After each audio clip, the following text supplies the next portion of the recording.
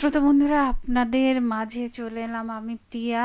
আর আপনারা শুনছেন এবং দেখছেন রেডিও মহানন্দা ৯৮.৮ FM, জীবনের কথা, জীবনের সুর। আর এই মুহূর্তে চিরদিনের সুর নিয়ে আমি প্রিয়া চলে এসেছি আপনাদের মাঝে।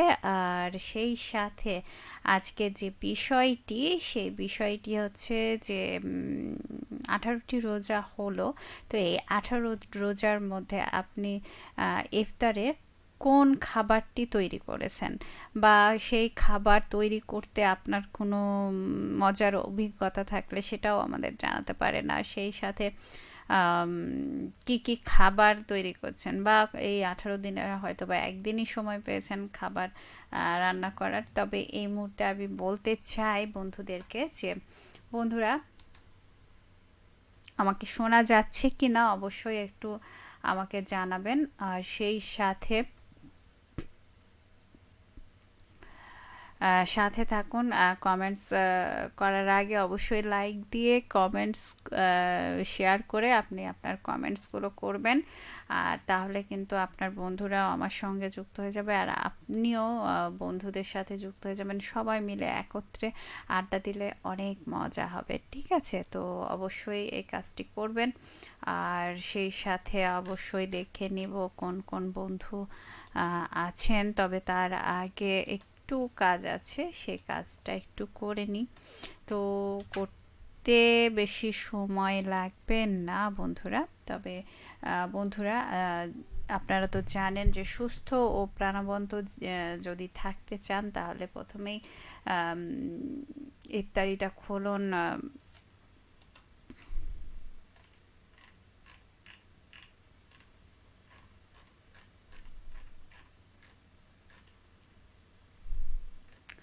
আচ্ছা, ইফতারিটা খুলুন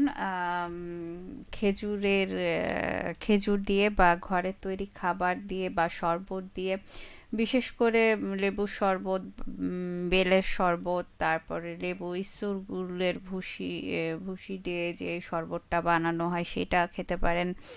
তারপরে নিজে থেকে বানিয়ে যে খাবারগুলো খাবেন সেগুলো খাওয়াটা স্বাস্থ্যকর হতে পারে। আর সেই সাথে ধরে নেন ফল খাবার খেতে পারেন, যে কোনো ফল। সেটা গাজর হতে পারে, শসা হতে পারে, আপেল, কলা, আরও অনেক কিছু। তো সেই সাথে প্রোটিন সমৃদ্ধ খাবারও আপনি খেতে পারেন, যেমন ছোলা, ডাল, ডিম, গ্রিল করা মাংস তার রাখতে পারেন। তারপরে তবে একটা জিনিস কি, যে আমরা খুব ভাজা পোড়া খেতে পছন্দ করি।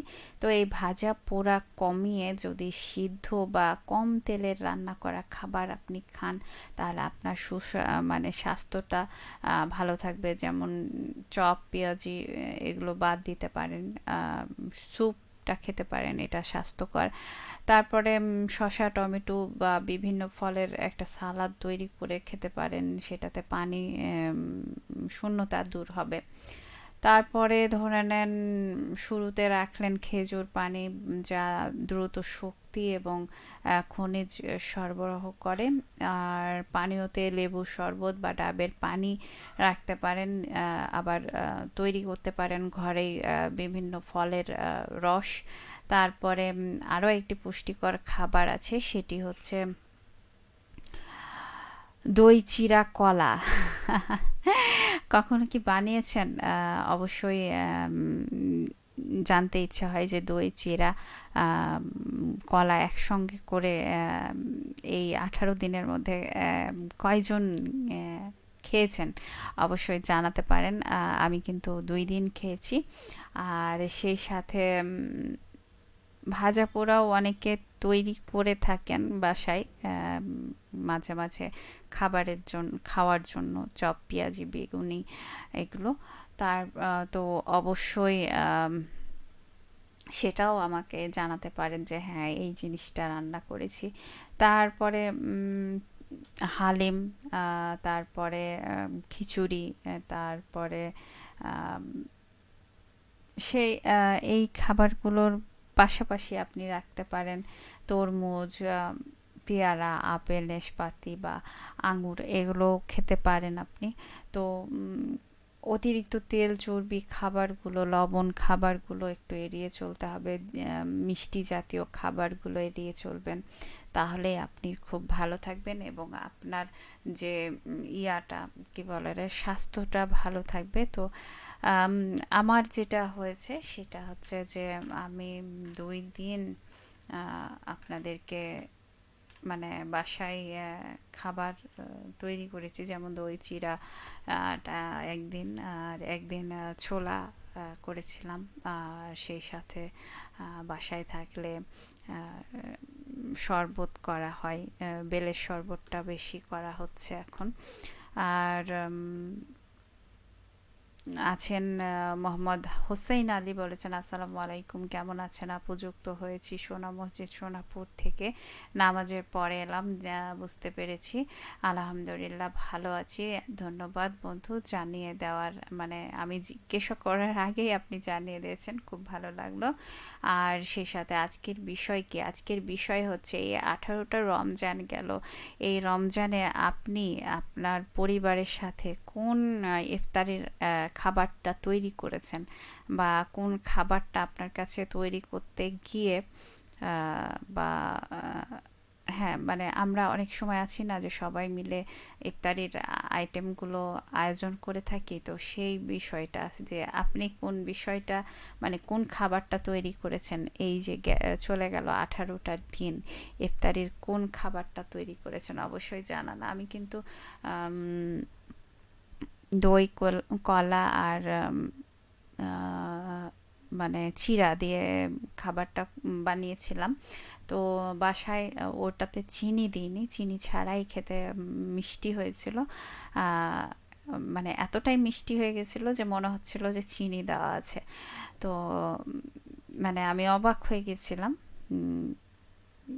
এই খাবারটা খেয়ে। আর একদিন বেলের শরবত বানিয়েছিলাম, আর একদিন ছোলা রান্না করা হয়েছিল।